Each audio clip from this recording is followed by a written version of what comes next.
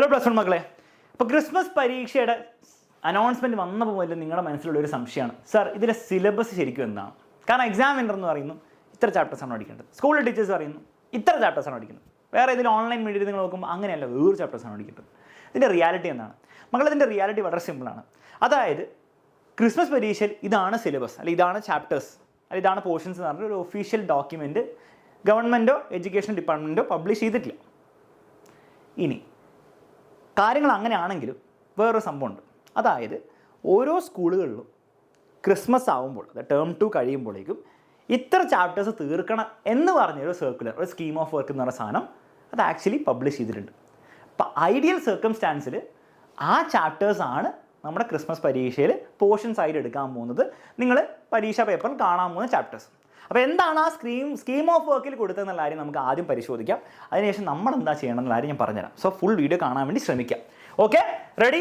അതിന് ഒരു കാര്യം നിങ്ങളോട് പറയാനുള്ളത് മക്കളെ, എന്തൊക്കെയാണെങ്കിലും നിങ്ങളുടെ കംപ്ലീറ്റ് സിലബസ് തീർക്കാനുള്ള ഒരു ഗംഭീര സ്റ്റഡി പ്ലാൻ ഈ ഞായറാഴ്ച കൃത്യം 7:00 ഞാനും അലൻ സാർ അർച്ചനാമസൊക്കെ വന്ന് അനൗൺസ് ചെയ്യുന്നുണ്ട്.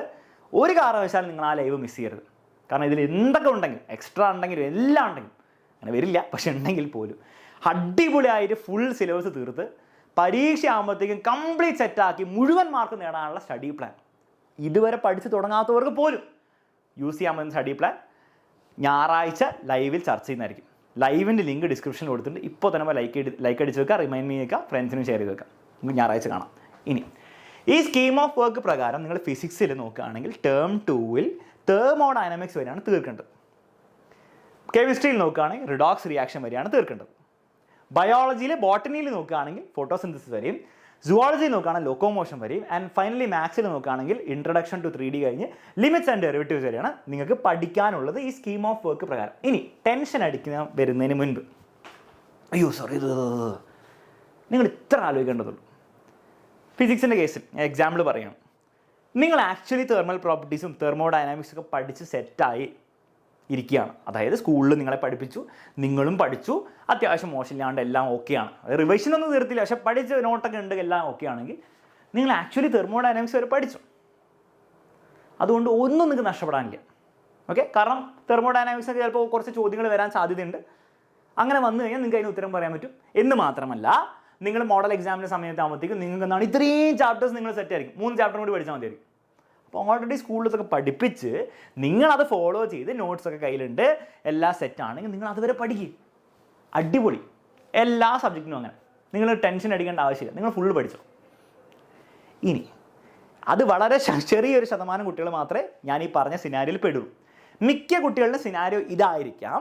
അതായത് സാർ ഞാൻ ഏതാണ്ട് ഇവിടെ വരെയൊക്കെ പഠിച്ചിട്ടുണ്ട്, ഗ്രാവിറ്റേഷൻ ഏതാണ്ടൊക്കെ, അതന്നെ ഏതാണ്ടേ ഉള്ളൂ.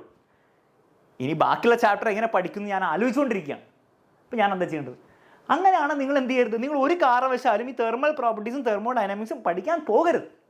അത് ഞാൻ പറയാൻ കാരണം എന്ന് വെച്ച് കഴിഞ്ഞാൽ, നിങ്ങൾ ആദ്യം ഈ ചാപ്റ്റേഴ്സ്, കാരണം ഇത്രയും ഫസ്റ്റ് മുതലുള്ള ചാപ്റ്റേഴ്സ് ഉണ്ട്, ഇത്രയും ചാപ്റ്റേഴ്സ് നിങ്ങൾ പഠിച്ച്, ഇത്രയും മതി, ഇത്രയും ചാപ്റ്റേഴ്സ് നിങ്ങൾ പഠിച്ചൊന്ന് സെറ്റാകും. അതായത് ആ ചാപ്റ്റേഴ്സ് ആക്ച്വലി പഠിക്കണം. വെറുതെ എന്തെങ്കിലും പരീക്ഷയ്ക്ക് വേണ്ടി കാണിച്ചിട്ട് കാര്യമില്ല. അതെന്തുകൊണ്ടാണ് അങ്ങനെ കാര്യമില്ലാത്തത്?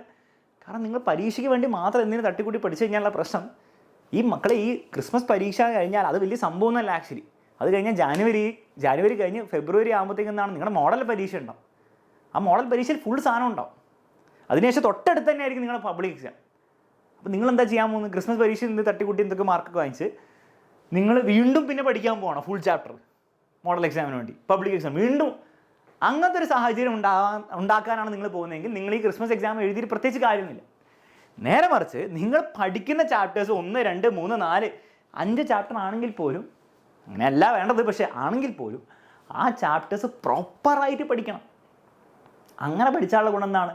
അതായത് ആ ചാപ്റ്ററിന് എന്ത് ചോദ്യം ചോദിച്ചാലും എനിക്ക് ഉത്തരം പറയാൻ പറ്റും. ആ ലെവലിൽ നിങ്ങൾ ആക്കിയാലുള്ള ഗുണം എന്താണെന്ന് വെച്ച് കഴിഞ്ഞാൽ, നിങ്ങൾ മോഡൽ എക്സാം ആകുമ്പോഴും പബ്ലിക് എക്സാം ആകുമ്പോഴും വീണ്ടും ആ ചാപ്റ്റർ പഠിക്കാൻ പോകേണ്ട ആവശ്യമില്ല. അതിനെപ്പറ്റി ഓർത്ത് ടെൻഷൻ അടിക്കേണ്ട ആവശ്യമില്ല. ബാക്കിയുള്ള ചാപ്റ്റർ പഠിച്ചാൽ മതി. അപ്പോൾ നമ്മുടെ സ്ട്രാറ്റജി എന്തായിരിക്കണം? പഠിക്കുന്ന കാര്യം വൃത്തിക്ക് പഠിക്കണം. അല്ലാണ്ട് ഫുൾ സിലബസ് തീർത്തിട്ട് ക്രിസ്മസ് പരീക്ഷയിൽ പോയിട്ട് എന്തെങ്കിലുമൊക്കെ ഒപ്പിക്കാൻ നോക്കുക, അതായിരിക്കരുത് സ്ട്രാറ്റജി. പഠിക്കുന്ന കാര്യം പ്രോപ്പറായി പഠിക്കണം. അപ്പോൾ അതുകൊണ്ടാണ് പറയുന്നത്, മിക്ക കുട്ടികൾക്കും എന്താണ് ഈ തെർമൽ പ്രോപ്പർട്ടീസും തെർമോഡൈനാമിക്സും പഠിക്കാനുള്ള ഒരു കപ്പാസിറ്റി ഉണ്ടാവില്ല ഇപ്പോൾ, ഗിവൺ ഇപ്പോഴത്തെ സാഹചര്യത്തിൽ. മാത്രമല്ല ഒരു 80% സ്കൂളുകളിലും ആ ചാപ്റ്റേഴ്സ് എടുത്തിട്ടുണ്ടാവില്ല. അപ്പം അങ്ങനെയുള്ള സാഹചര്യത്തിൽ നിങ്ങൾ എന്ത് ചെയ്യുക? എൻ്റെ അഭിപ്രായം വളരെ സിമ്പിളാണ് മക്കളെ, നിങ്ങൾ മെക്കാനിക്കൽ പ്രോപ്പർട്ടീസ് ഓഫ് ഫ്ലൂയിഡ്സ് എന്ന് പറഞ്ഞ ചാപ്റ്റർ വരെ പഠിക്കുക. കാരണം അതിൻ്റെ ക്ലാസ് നമ്മൾ എടുത്തു തീർത്തിട്ടുണ്ട്. അപ്പോൾ നിങ്ങൾക്ക് സ്കൂളിൽ എടുത്തില്ലെങ്കിൽ പോലും, അല്ലെങ്കിൽ സ്കൂളിലെ ക്ലാസ് നിങ്ങൾ മിസ്സായി, അല്ലെങ്കിൽ എന്തെങ്കിലും പ്രശ്നം ഉണ്ടെങ്കിൽ നിങ്ങൾ പേടിക്കേണ്ട ആവശ്യമില്ല. എല്ലാ ക്ലാസ്സും നമ്മുടെ ചാനലിൽ കൊടുത്തിട്ടുണ്ട്. ആ ചാപ്റ്റേഴ്സ് പ്രോപ്പറായിട്ട് നിങ്ങൾ പഠിക്കും. പ്രോപ്പറായിട്ട് പഠിക്കാം സാർ. പക്ഷേ ഇനിയിപ്പോൾ സമയമില്ലല്ലോ വൺ ഷോട്ടൊക്കെ കണ്ടുപിടിക്കാം. മക്കളെ, നിങ്ങൾക്ക് ശനിയാഴ്ച ഉണ്ട്, നാളെ ഞായറാഴ്ച ഉണ്ട്, കുറച്ച് സമയം ഉപയോഗിച്ച് എന്ത് ചെയ്യാം? വൺ ഷോട്ടിൽ ഏതെങ്കിലും കാണാം. എന്നിട്ട് അതിനുശേഷം നിങ്ങൾ പേടിക്കേണ്ട. കാരണം പിന്നെ വൺ ഷോട്ടൊന്നും കാണാൻ നിങ്ങൾക്ക് സമയം ഉണ്ടാവില്ല. നിങ്ങൾ ആകെ ചെയ്യേണ്ട, ഞാൻ പറഞ്ഞാൽ ഞായറാഴ്ചത്തെ ലൈവിൽ വരിക, അതിൽ പറയുന്ന പ്ലാൻ കൃത്യമായിട്ട് ഫോളോ ചെയ്യുക. എല്ലാ ചാപ്റ്റേഴ്സും നമ്മൾ തീർക്കുന്നതായിരിക്കും വരും. അതിനുള്ള സമയം നമുക്കുണ്ട്. അതെങ്ങനെയാണ് നമ്മൾ ഉണ്ടാക്കിയെടുക്കാൻ പോകുന്ന കാര്യം ഞായറാഴ്ച പറഞ്ഞു. ഓക്കെ, ഇനി ഇത് പഠിക്കേണ്ടെന്ന് പറയുന്നതിന് വേറൊരു കാര്യമുണ്ടോ? നിങ്ങൾ ചിലപ്പോൾ ആലോചിക്കുന്നുണ്ടോ, സാർ ഇത് പഠിച്ചില്ല, അതിലെ ചോദ്യങ്ങൾ ഉത്തരം പറയാൻ പറ്റില്ല, അപ്പോൾ ഞങ്ങൾ എന്ത് ചെയ്യും? കുടുങ്ങിയില്ലേ? ഇല്ലടോ, നിങ്ങൾ കുടുങ്ങിയിട്ടില്ല. കാരണം നിങ്ങളുടെ ക്രിസ്മസ് പരീക്ഷയിൽ ഫിസിക്സിന് 60 മാർക്കിൻ്റെ പേപ്പറാണെങ്കിൽ അതിൽ 80 മാർക്കിൻ്റെ ചോദ്യങ്ങളായിരിക്കും ഓൾമോസ്റ്റ് ഉണ്ടാകുന്നത്. അപ്പോൾ എക്സ്ട്രാ ഒരു 20 മാർക്കിൻ്റെ അല്ലെ ഒരു 15 മാർക്കിൻ്റെ ചോദ്യങ്ങളെങ്കിലും നിങ്ങൾക്ക് എന്താണ് എക്സ്ട്രാ കിടപ്പുണ്ടാവും. അപ്പോൾ നിങ്ങൾ ഈ 2 ചാപ്റ്റേഴ്സ് പഠിച്ചില്ലെങ്കിൽ പോലും ഇറ്റ് ഇസ് ഓക്കെ. നിങ്ങൾ ഈ ചാപ്റ്റേഴ്സ് പ്രോപ്പറായിട്ട് പഠിച്ചു കഴിഞ്ഞാൽ ആ എക്സ്ട്രാ മാർക്കിലെ കുറേ ചോദ്യങ്ങൾ എന്താണ് ഇവിടുന്നായിരിക്കും ഉണ്ടാവുക. അത് ഉത്തരം കൊടുക്കുക, മുഴുവൻ മാർക്കും നിങ്ങൾക്ക് വാങ്ങിച്ചെടുക്കാൻ പറ്റും. ഈ ഫ്ലൂയിഡ്സ് വരെ പഠിച്ചാൽ പോലും നിങ്ങൾക്ക് എന്ത് ചെയ്യാൻ പറ്റും? മുഴുവൻ മാർക്ക് നേടിയെടുക്കാൻ പറ്റും. അതിനാകെ എന്ത് ചെയ്താൽ മതി? പഠിക്കുന്ന കാര്യം വൃത്തിക്ക് പഠിക്കണം. അത് ഇതിൻ്റെ ഇടയിൽ കൂടെ നിങ്ങൾ സ്കിപ്പ് അടിച്ച് കളിച്ചാൽ പ്രശ്നം കളി മാറും.